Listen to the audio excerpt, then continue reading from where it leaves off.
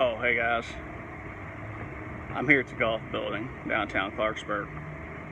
Haven't seen too much of me this week. I've been in town, but worked nights a couple times, and to tell you the truth, I made a couple documentaries for you, but they just didn't come out right, didn't live up to the highest standards of journalism that I try to uphold.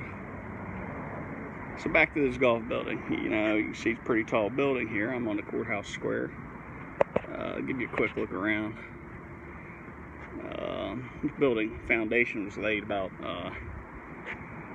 1911, completed 1912. It was built by Nathan Goff, a brevet general in the Civil War, Secretary of the Navy under Rutherford B. Hayes, and oil man back when the area between Clarksburg and Parkersburg was for a while in the 1890s, it was the largest oil field, producing oil field in the world. And then I think the salt domes outside Houston just overtook it, and the rest is history. Eight-story building, about 65,000 square feet. It's still in pretty good repair, but you know, when I was younger, you have a lot of doctors' offices, lawyers' offices, mostly doctors and dentists that I remember. They moved out starting about 25 years ago, and in the early 2000s, a couple from Harrison County bought it for about $800,000, I think. They sold it a couple years ago for $375,000,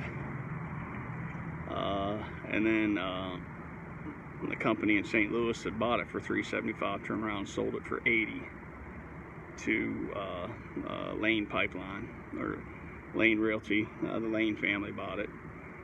I think they're trying to do something with it. Now, when that company out of St. Louis had it, they offered to rehab this building. You know, they could have very easily built a little arch over to the courthouse, because they knew the county was looking to expand build an annex, and they offered to rehab it and rent it to the county. The county decided they didn't want to do that. Now, there's a couple ways of looking at that. One is that, you know, the county's dead set on having a judicial annex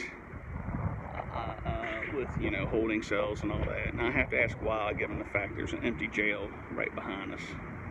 You know, I'm not 100% sure. I think that jail's about 8 stories, built in the 1970s. My dad actually worked on it. I think you can see the razor wire up at the top. You know, they could have just kept the assessor, or they could have kept the courthouse here, where the courtrooms already are, and just moved stuff like the assessor and the clerk over to here. Now, there's a central fire, central, I don't know what you call that, you know, stairwell. It's open in the middle, you know, like a lot of the older buildings are, that creates a fire funnel, a flame funnel, a smoke funnel, which is a fire hazard. But for whatever reason, the city said it's too expensive, and they'd rather build a judicial annex and keep your basic public functions here, and build a new annex with, you know, modern security features across the street over there where PJ Kelly's is.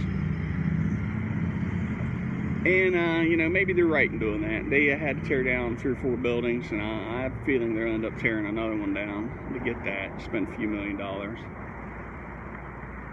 So on one hand, we lost buildings, and if nothing becomes of this, we may end up losing this building because of that. The other way of looking at it is, you do have a Limbeck, a Canadian company that owns the Chase building, former Chase building. It used to be Union National Bank, and then you got the Lane family that owns this. You really would rather see offices, like private offices. But who knows, you know, a lot of that stuff's going out Jerry Dove, and with the tax incentives, who knows, you know, maybe it'll work out, maybe it won't. It's a lot safer downtown. You know, a year ago, I would have been iffy about this, because there'd been some sketchy people down here on the courthouse. You know, you see video at one time, a guy over there with a sword practicing some kind of kata. You don't see that anymore. It's pretty clean, it's pretty safe. But still nobody wants to locate here, so you know, we got to get a plan together at City Council. I don't really see evidence that they have one, but just restoring some basic functions of the government, you know, adequate policing, getting the downtown safe would go a long way toward that. I'll probably be heading back to Ohio, so I'll talk at you later.